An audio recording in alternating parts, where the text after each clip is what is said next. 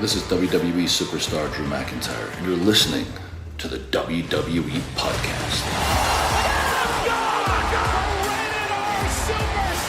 The champ is the one that everybody wants, me. It's going to WrestleMania.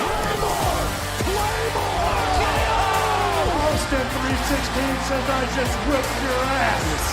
This is my iron. You're going to acknowledge me. What's going on, everybody? Guys and girls, welcome back to another edition of the SmackDown Review right here on the WWE Podcast. As always, I'm one of the hosts of the show, Michael Ritter. You can find me on Twitter at Michael5Ritter, and also one of the hosts of the Football Function Podcast, available wherever you get your podcast. As always, joining me on this episode of the SmackDown Review, my humble co-host, young Jonathan, John Carrasco. You can find him on Twitter at Big Speaker, BIGG_Speaker. John, how we doing, bud? I am chilling, man. Of course, up here in Plum 10, enjoying and everything like that. But, I mean, it's been a good week. Ready to enjoy some softball for tomorrow, so yeah, definitely going to do a little bit of traveling. So, I'm excited, I guess you could say. It's been a good minute since I played, so definitely ready to get out there and pick up the bag, I guess. Yeah, you finally get to appreciate a good weekend after, a full week of work. It's been a while since work for us. I mean, just a little bit of behind the curtain.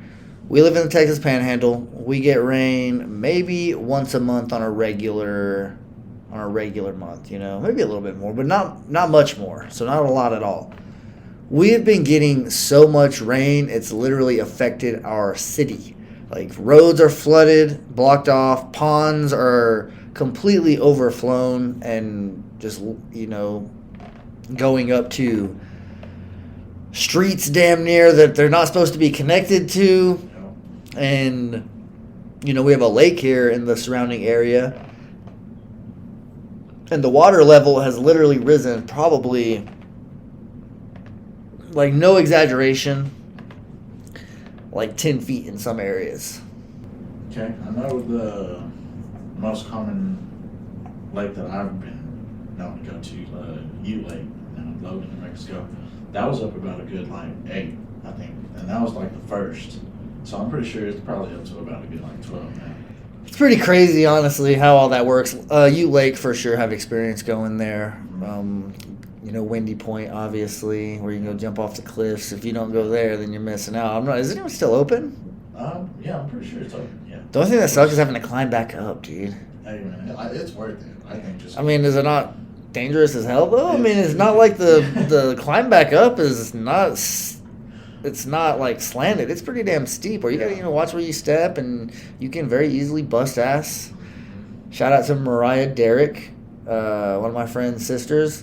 We went there probably 2006, and I was falling backwards, literally at the top, and she grabbed my arm and saved me from dying, pretty much. So yeah, I always give her a shout out. We're talking about Windy Point, but yeah, you go there for the 4th of July. It's always a really good time. But nonetheless, we are here to talk about the SmackDown that aired, or it's airing as we speak, on June 9th, 6/9, 2023.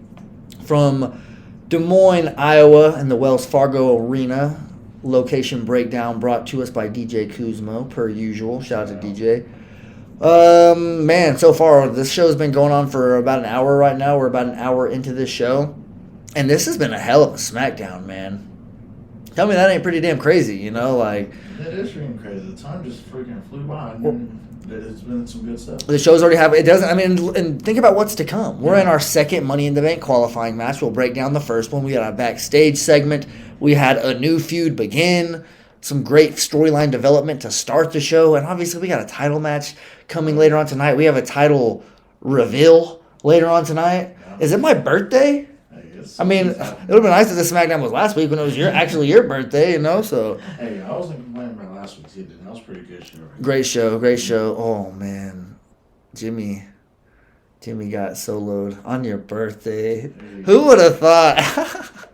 Just because, your connection to the bloodline and, the Uso. It's all part of it, man. Of course, what happened at the beginning of the show, I mean, it's definitely showing that there's a lot more progress to go into all this. So what happened at the beginning of the show, just in terms of, Paul Heyman? Because we did start it just a little bit late. That's the I guess, the downside of it being a live review is we don't have time to wait for the show to end. And let's go watch a YouTube clip. Yeah. We're going rapid fire here. So I came in a little bit late, so I do apologize. But nonetheless, Solo Sikoa was out there with Paul Heyman, and then eventually Jey Uso came out. And as you would expect, Jey Uso's calling Solo out for what he did last week. Like, dude, what the hell? Like, I've been through a lot over this past few years. I've tolerated a lot. One thing I will not tolerate, one thing that is not okay, is what you did to our big brother. Yeah. So he's calling him out. He wants answers.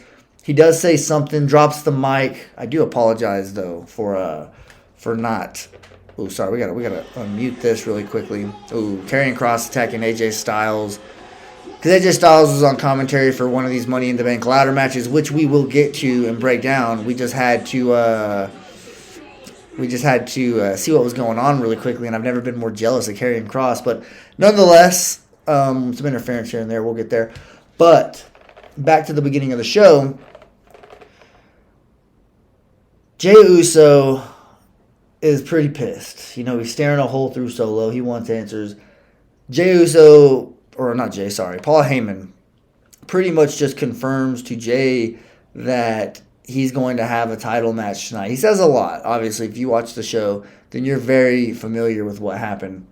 But Jey Uso is getting a United States Championship match tonight as a way for them to try to lead him in a direction, maybe, to go in a singles route, like a single-star route, like to ditch Jimmy, for lack of a better word.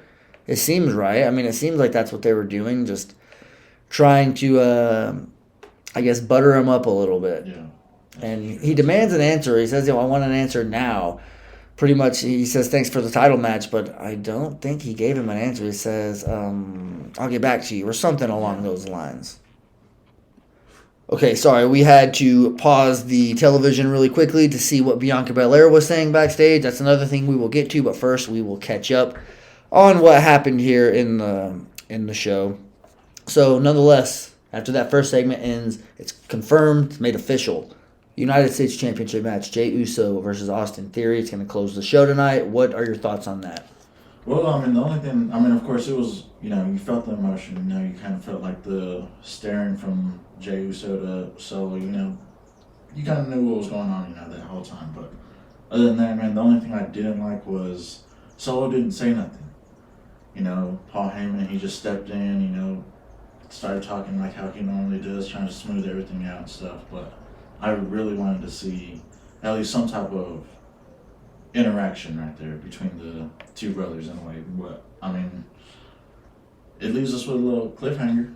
That's why I'm kind of like, what does Solo have to actually say about that? Of course, we kind of knew what he said last week and everything, being on Roman Reigns' side and everything, but there has to be some type of, like, what would you say, like, he doesn't feel good about it, some type remorse, at least some type of, like, connection to his brothers, Yeah. in a way. That's what I'm kind of thinking. But other than that, man, I think it was a good little part to continue on with the story. I agree, it is. Up next, Santos Escobar and Mustafa Ali have a Money in the Bank qualifying match. LA Knight on commentary. One highlight from this match that I took away was that backflip that Mustafa did off the top turnbuckle, or maybe just that ring post. Once he lands on his feet, Santos Escobar tries to jump off the top turnbuckle down to where Mustafa was, but he's met by a drop kick. Dude, Beautiful spot. Definitely the highlight of the match in terms of the in-ring action. It's the highlight of the night so far. But Escobar does win with a damn near an even better Phantom Driver off the top turnbuckle. That was beautiful as well. He earns this win for sure. You find with Santos advancing to the tournament other than Mustafa, or instead of Mustafa? Man, I kind of feel like Mustafa's at that point to where he kind of deserves it. He goes out there and does his thing, So I was kind of on the other side, but of course, seeing Santos go, it was all part of my talk last week, with the Zelina Vega and stuff, moving on to the next parts. But other than that, man, I just feel like Mustafa needs to get a little bit more, or a better push, I guess you could say, in a way. No doubt, no doubt. Okay, I'm fine with it too, as well. Like I said, I want LWO to get a little bit more exposure, and what better way than to have probably a couple representatives, right? Zelina Vega's in the women's, isn't she? Okay, Yeah. just making sure. Okay, let's continue on here in the show. All right, we get Sami Zayn and Jay backstage. Sami approaches him, still leaving that door open. He hasn't completely moved on from that. Do you like that? The fact that he's still kind of attaching himself to that? I mean, I'm okay with it, I guess, because he has a point, with all this stuff that he says during this whole interaction, given that Roman's like the manipulator whenever he becomes the tribal chief, outside of the Roman Reigns personality, I guess you could say. So, I mean, I feel like there's, like, he's saying facts, like he has some rights, he has some wrongs, given the whole fact what's gone on between them. But other than that, man, yeah, I think it's just I think it's good that he's still sticking around. Yeah, and Sami Zayn pretty much just tells him, he's happy for him, right? He's happy for his opportunity that he gets tonight, and he also wants to see him win it. Okay, guys, we're back. Sound a little bit different. I had a stooge move, just being completely honest. I did not check my hardware settings on my laptop. Was not connected to our microphone, so me and John were both talking into my laptop, which John is a safe distance away. So for the first 10 minutes of the show, you are going to hear the audio not as good as what you're going to. That's on me. I apologize. We're not going to restart just for the sake of time. We're just going to keep rolling through here, and the rest of the show is going to be done accordingly, but luckily we didn't realize at the very end. I kind of realized something was up, and we were able to get it situated without, any more hiccups. But back to where we were. Sami Zayn is approaching Jey Uso backstage, right? He tells him that he wants to see him win the U.S. Championship, but he also is pretty much just staying as that voice in Jay's head, that voice in his ear, nudging him to never just fully give in to being in the bloodline, to never letting his guard down because of what Roman Reigns has done in the past. He tried to pry away Sami Zayn from his brother, his theoretical brother, or I guess just brother from another mother, Kevin Owens. And he's going to do the exact same thing, supposedly, to the Usos, and he's doing it right now. So he just tells him, hey, good luck in your match tonight. Go get the job done. And pretty much that's that. Did anything else happen there that I maybe missed or anything? Oh, no. I mean, I think that was a pretty smooth little talk right there. Like you had caught, I had only seen one little slip up at the end. Sami Zayn, dang near freaking spot on with that little promo right there. So I felt like he kind of got into Jay's head. He definitely... Like I said, he's spitting facts, man. It's not like he's just coming up with this stuff and like pulling it out of his butt, I guess you could say. So I guarantee it's like hitting home, I guess you could say, in a way to Jay, and eventually he's just gonna have to overcome this in a way, man. That's what I see. Yeah, for sure, no doubt. I still can't believe that we had the damn audio wrong at the beginning. It's a me thing. When I say we, I mean me, just because I'm the one who's over here. Just some difficulties, just a little bit. I know. It's just one of those things that this SmackDown is so good that it deserved a well audio breakdown, So yeah. Just know that we'll make it up to you some way, somehow. We'll have another bonus episode or something like that in the near future just to kind of go into the summer. But anyways, continue on here in the show. We get the NXT Women's Tag Team Champions, Isla Dawn and Alba Fire, right? Okay, just make sure I get their names right. I really wasn't familiar with them going into this, and I'm still not extremely familiar with them. They both have their foreign accents. Yep. They both very much so look like they're oozing in confidence. Mm-hmm. I'm a big fan of Dawn, I believe, which is the one that caught my eye. But, they were supposed to have an interview with Kayla Braxton. That interview does not happen because the WWE Tag Team Champions, they interrupt immediately. Shayna claims that those belts are hers. They're pretty much created for her. Ronda says that they're just annihilating this division. They are pretty much just running through all the competition. They're not going to have any challengers here pretty soon. So they don't really think that the roster is big enough for both champions. Mm-hmm. And immediately the NXT Tag Team Champions say, wait, are you challenging us to a unification match? They say yes, they both agree, and a brawl breaks out immediately, which kind of both teams get the upper hand for a little bit, but ultimately the NXT team is left standing at the very end. What are your thoughts on the the inevitable unification of the NXT Tag Team Championships and the WWE Tag Team Championships? Man, it's going to kind of suck. I mean, I kind of feel as if Ronda Rousey and Shayna Baszler have the upper hand in this. I mean, not given the fact that they're a better tag team. I think Isla Dawn and Albert Fire are pretty dang good together, I guess you could say, you know. But I just feel like it's going to be a, you know, like veteran over the rookie win type in this little situation right here. So, I mean, not really looking forward to it, but I mean, of course, I think that they bring some pretty good game to the field, I guess you could say, if we're talking like that. But other than that, I definitely would want to see Albert Fire and Isla Dawn, you know, do pretty good in this women's tag team. So is that who you're predicting to win the unification match, or you think it's going to be Ronda and Shayna? I mean, if I wanted to see the winner, it'd be them. But predicting, I definitely think it's going to be Shayna Baszler and Ronda Rousey. I can't say you're wrong there. Let's see where we are here in the show. I do believe we get a Money in the Bank qualifying match. Mm-hmm. Bayley versus Mia Yim. Io Sky at ringside. AJ Styles on commentary. Bayley gets the win, I believe, right? Because why else would Mia Yim be so pissed off? You saw what happened to AJ Styles. That type of stuff typically doesn't happen after a win. You know, we saw them, you know, the OC extremely pissed off at the end of that match when they were backstage saying how they're going to go after Scarlett and Karrion Kross. Mm-hmm. So that's a pretty good feud. But yeah, Kross and Scarlett really get the better of AJ here. She kind of blinds him, and Karrion Kross gets him in like a sleeper hold, and then they kind of, you know, run away, her in his arms on his hip, him carrying her. I know, dude. I was gosh dang it. But I mean, I kind of like the way that they approached it, you know, like the little side, or I wouldn't say like side view, but they'll pull a little trick on them, I guess you could say, you know, with the dust and everything like that. So I definitely think that Karrion Kross, AJ Styles, definitely going to have a good feud coming up.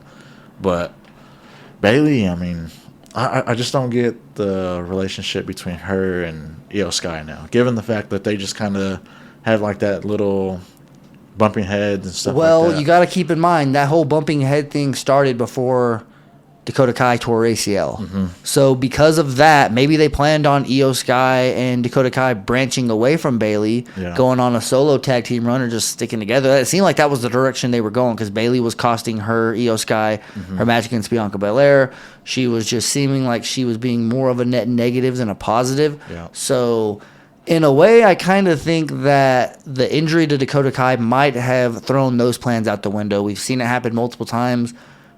Sometimes you're going right, and on a random SmackDown, you end up going left, and there's no explanation why. Right. So this could be one of those situations where they kind of switched it up, but I'm really not sure because Bayley qualified. Mm-hmm. I fully expect Io Sky to qualify. That's why I'm kind of. So we could get that much further development, the actual, you know, that juicy part of this storyline that's been slowly building for a while now. I would say probably since. Sheesh, I don't even know. After WrestleMania, I mean, when did they lose the championships?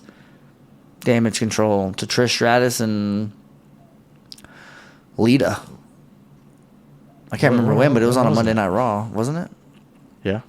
I can't remember exactly when, but nonetheless, that's about how long this has been going on. So we'll find out at Money in the Bank who ends up.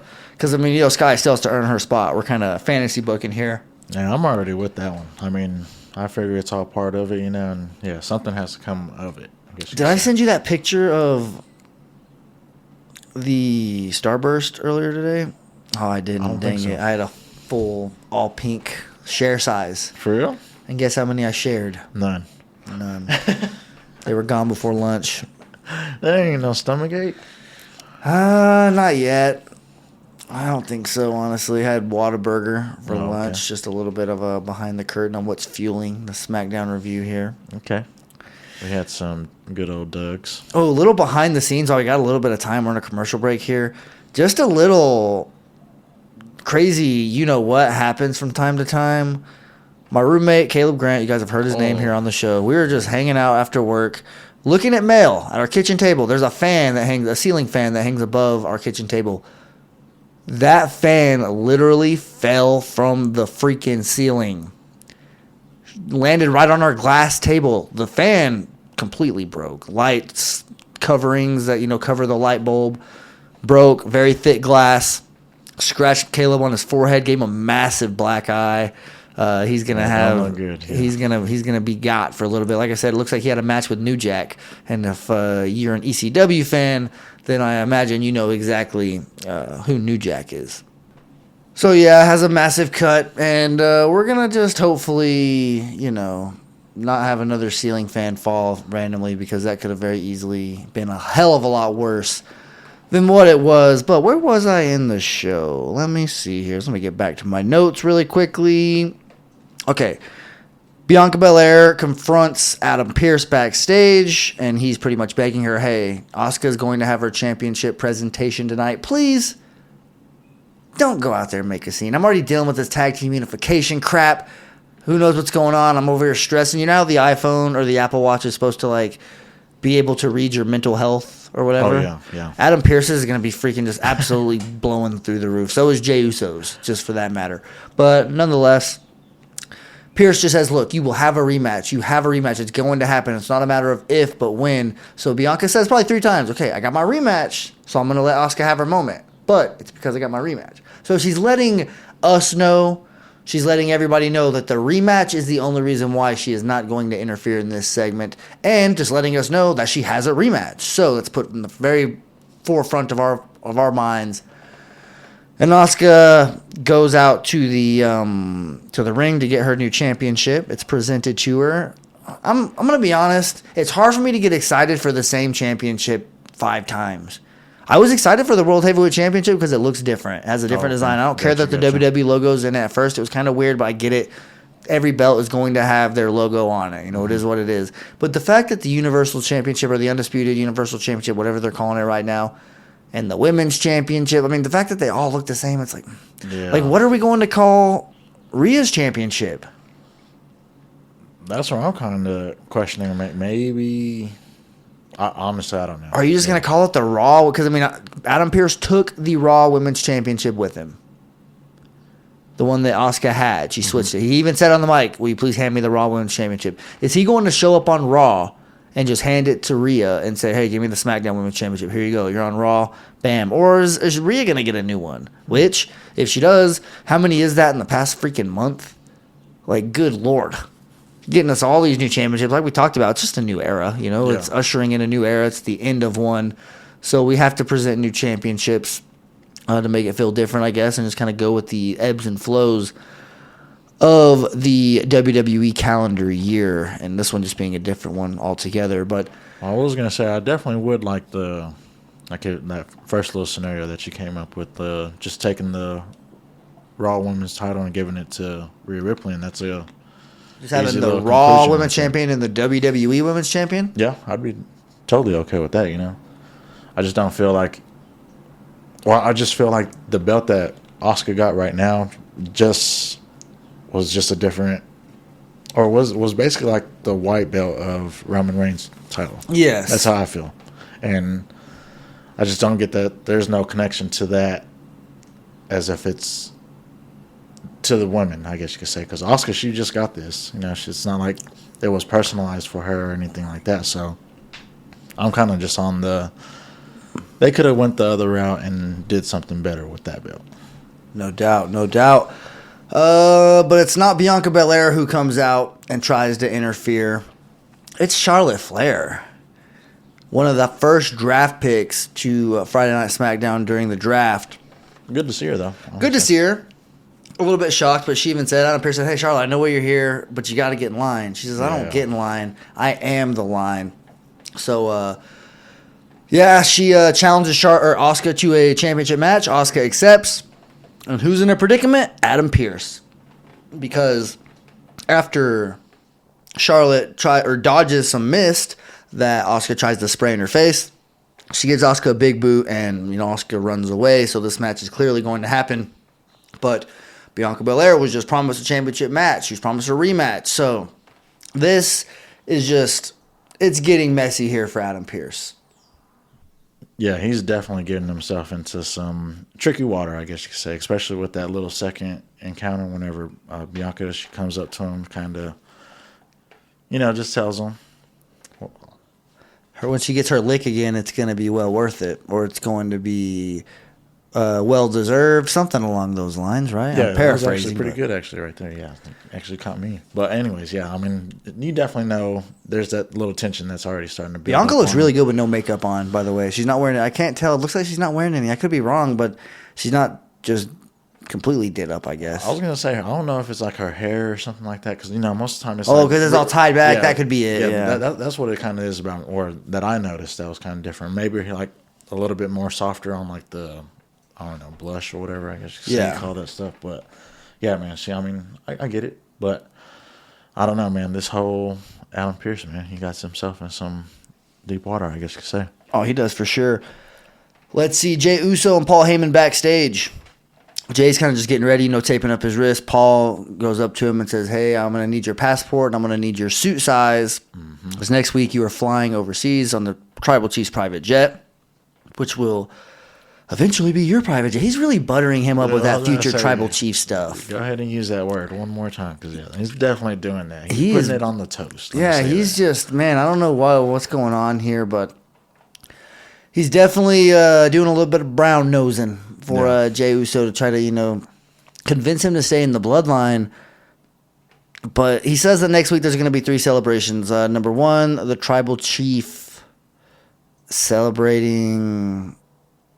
I don't even know what the hell he said about Roman Reigns at first, to be completely honest. I know he said they're going to be celebrating Jey Uso and his new United States Championship, and then they are going to have a public acknowledgement from the Tribal Chief for, Jey Uso, the right-hand man. Mm-hmm. But something smells fishy. I don't know. Oh, yeah. There's no way that this is just going to be a smooth ride, I guess you could say. There's something that's going to pop up. Jimmy, he's going to show up sometime, I think, and definitely have something to do with all this. But other than that, man, something. But the main thing to take away from this is the fact that Jey Uso told Paul Heyman that, I don't know why you're so happy, because if I'm in the bloodline, that means you're out. Yeah, that was a stick. So like a personal preference thing, like Jey Uso saying, hey, like you can have me back, but without him, or something like that. Is that what you're predicting? That's what I was kind of taking, is like straightforward. If I'm in, you're out. Basically, that's how I kind of took it. Yeah, you're right for taking it that way, I will say. But let's see here. We already talked about Bianca confronting Adam Pearce. We get Butch versus Corbin next, a Money in the Bank qualifying match. Butch actually wins pretty easily here. Corbin gets into it with the NXT champion, Carmelo Hayes, who's sitting ringside after the match. And Corbin gets punched by Cameron Grimes backstage immediately after this, which is like a receipt. So that's who he's feuding with, but he's spending time in NXT as well. Not really sure what this is. If you want NXT to be a brand, then why are you having people who were drafted to SmackDown show up over there? Not really a logical thing to do, in my personal opinion. Keep NXT to NXT, keep SmackDown superstars to SmackDown, and we'll go for it, I guess, from there. But, whatever. It is what it is. They're going to break the rules if they want, and I'm going to break down the show no matter what. So here we are. Butch wins. He qualifies. Another qualifying match next. Shotzi versus Io Sky. We were talking about Bayley and Io's relationship. Well, it looks like it's doing pretty damn well right now, just because Bayley gives her the assist. When Shotzi's on the top turnbuckle, she knocks her off, and Io's able to capitalize and get the win. Next week, as being announced right now, the Grayson Waller effect. Special guest, Charlotte Flair. Well, curious about what she has to say. I know it's going to have to be something along the title line. I love the Charlotte promo, only because you never know when it's real, when it's scripted. She blurs the lines a lot. I like that. I like that in my promo for sure. But let's see. What's next on the show here? We talked about Shotzi and Io Sky. So Io Sky gets the win and she qualifies. So we will see the unraveling of the damage control little program that they have going on. Backstage, Kevin Owens and Sami Zayn are trying to talk, and Pretty Deadly shows up, followed by the Brawling Brutes, followed by the Street Profits, followed by LWO, followed by the OC. We're having a gauntlet match next week, tag team gauntlet match. The winner is going to get a match probably at Money in the Bank against the tag team champions Kevin Owens and Sami Zayn. Which tag team do you feel like deserves it? Which one's going to win? Dang. I mean, whenever I was looking at them, I was kind of clueless. I mean, because I don't want to see Street Profits. Oh, funny, because I actually have a logical reason why I do, but I'm going to let you continue. Okay, yeah, but that's the only one. I felt like they've just kind of been in the mix a little bit too long. You know, you got some new faces around, you know, given the fact that they just came up. But I don't know, man. I mean, if I was to predict,